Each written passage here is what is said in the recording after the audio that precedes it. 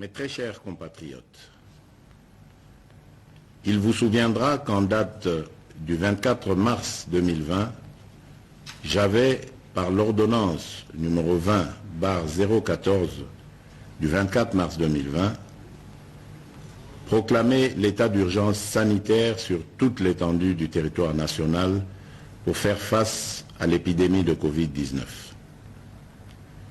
Cette grave crise sanitaire qui affecte le monde entier a rendu indispensables les mesures prises au niveau national pour agir au quotidien. Ainsi, après la première vague des mesures décrétées dans l'ordonnance précitée, j'en ai pris d'autres, rendues nécessaires par l'évolution de l'épidémie dans notre pays. De manière générale, toutes ces mesures associées à la bravoure des équipes impliquées dans la riposte multisectorielle ont permis de ralentir la progression de l'épidémie à Kinshasa et de freiner son expansion dans toutes les provinces. Grâce à ces efforts, nous sommes parvenus à réduire la mortalité très élevée au début de l'épidémie de 11% à 2,4% actuellement, avec un nombre de plus en plus croissant de guéris. Davantage, nous notons une tendance à la baisse du nombre de nouveaux cas au cours de ce mois de juillet. Ce bilan nous place sur le plan à la 9e place en termes de nombre de cas et à la 12e place en termes de nombre de décès, déjouant ainsi toutes les prévisions catastrophiques qui ont été prédites pour notre pays au début de l'épidémie. Mes très chers compatriotes, cette nouvelle maladie qui a surpris toute l'humanité a causé des conséquences néfastes sur le plan sanitaire, économique et social. Aucun pays n'est épargné, même ceux qui disposent des meilleurs systèmes de santé et de protection sociale. Les mesures prises ont obligé nos enfants, nos parents,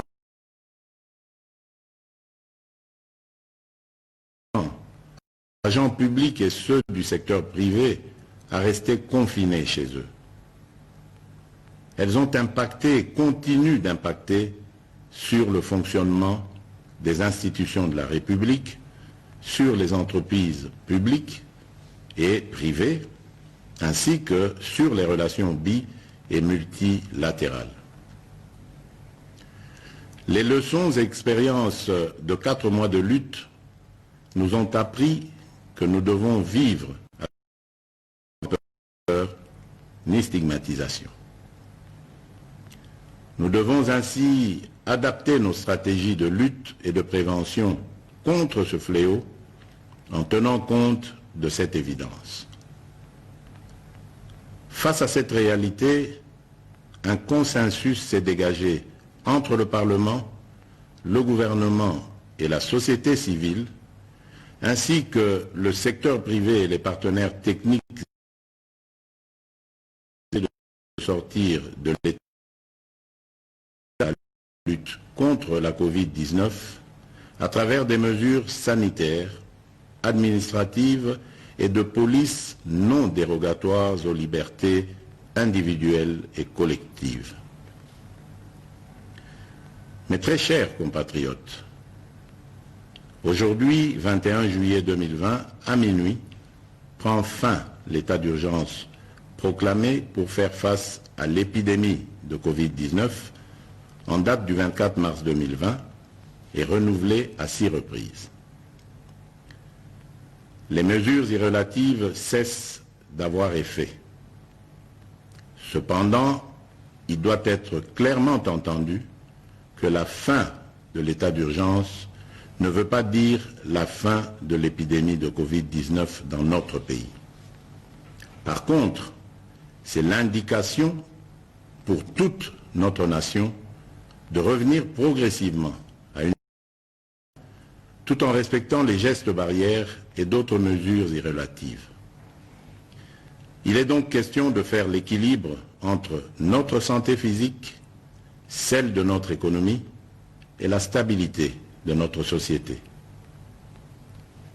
La fin de l'état d'urgence implique le retour progressif à la vie normale en respectant un certain nombre de préalables par rapport aux mesures sanitaires qui seront de stricte observation et à la reprise des activités en fonction des secteurs concernés et suivant les dispositifs mis en place par les autorités compétentes.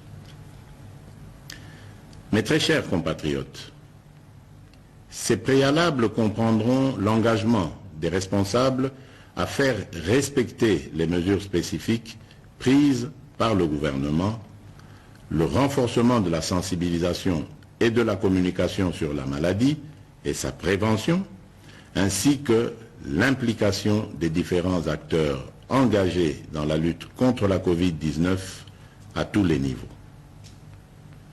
Quant aux mesures qui doivent accompagner le retour progressif à la vie normale, j'instruis ce qui suit. Premièrement, à partir de ce 22 juillet 2020, la reprise des activités commerciales, magasins, banques, restaurants, cafés, bars, entreprises, etc., la reprise des rassemblements, réunions et célébrations, la reprise des transports en commun. Deuxièmement, à partir du 3 août 2020, la reprise des écoles et des universités, en commençant par les classes et promotions terminales. Troisièmement, à partir du 15 août 2020, la réouverture des églises et lieux de culte, la migratoire interprovinciaux, l'ouverture des ports, aéroports et frontières, la réouverture des discothèques, stades et salles de spectacle. Toutefois, pour les funérailles, les dispositifs actuels restent maintenus et doivent être de stricte application. Dans ce contexte, il sied de préciser que les modalités pratiques de reprise dans les différents secteurs seront déterminées par les autorités nationales, provinciales et locales compétentes. Sans des mesures sanitaires qui doivent impérativement accompagner la reprise, je rappelle la nécessité d'observer partout et en tout temps les mesures barrières ci-après.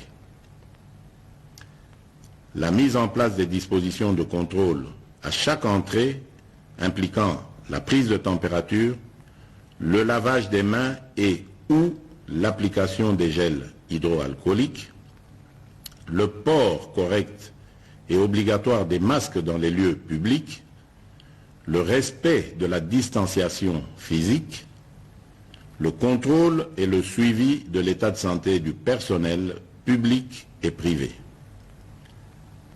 ainsi que la décontamination et la désinfection régulière des lieux d'activité. J'instruis le gouvernement de la République et tous les services habilités de prendre des dispositions nécessaires y afférentes. Aussi, je réaffirme mon engagement à la mise en œuvre du programme multisectoriel et d'atténuation des impacts de la Covid-19 en République démocratique du Congo que j'ai lancé le 18 juin 2020. Ce programme, qui est toujours en cours de mise en œuvre par le gouvernement, s'articule autour des 3 axes ci-après. 1. Riposte, surveillance et renforcement du système de santé. 2. Soutien à la stabilité économique et relance de la macroéconomie. 3. Atténuation des risques et soutien aux populations. À cet effet, j'ai instruit ma task force, le comité multisectoriel le secrétariat technique, le ministre de la Santé et le ministre ainsi que l'ensemble du gouvernement de demeurer en alerte et de redoubler d'efforts dans la surveillance et la prise en charge de cette épidémie. Mes très chers compatriotes, j'invite au respect strict des mesures barrières ci-dessus décrites et aux adaptations qui vous seront proposées par le gouvernement et les services compétents afin de prévenir toute nouvelle flambée des cas qui risquent de compromettre nos efforts collectifs de contrôle de cette épidémie. J'encourage aussi tous les chercheurs dans les différents domaines à poursuivre leurs efforts dans la recherche des solutions innovantes locales pour contribuer à endiguer cette crise. J'exprime toute ma reconnaissance et tous mes encouragements aux équipes de riposte contre la Covid-19 qui, dans des conditions difficiles, ont fait et continuent de faire preuve de bravoure et de patriotisme. Je remercie aussi tous les partenaires bi- et multilatéraux qui nous assistent dans cette guerre contre la pandémie. Mes très chers compatriotes, au moment où nous amorçons une autre étape dans cette crise, je ne peux pas oublier toutes ces familles qui ont été directement victimes de ce fléau et pour lesquelles j'exprime toute ma compassion et celle de la nation tout entière. Mes pensées vont également et spécialement au personnel soignant qui, du reste, ont payé un lourd tribut dans l'exercice de leurs fonctions. Mes très chers compatriotes, notre devenir et notre avenir dépendront de notre conscience, de notre comportement, de notre discipline, de confiance et notre foi en la grâce divine. Que Dieu bénisse la République démocratique du Congo. Je vous remercie.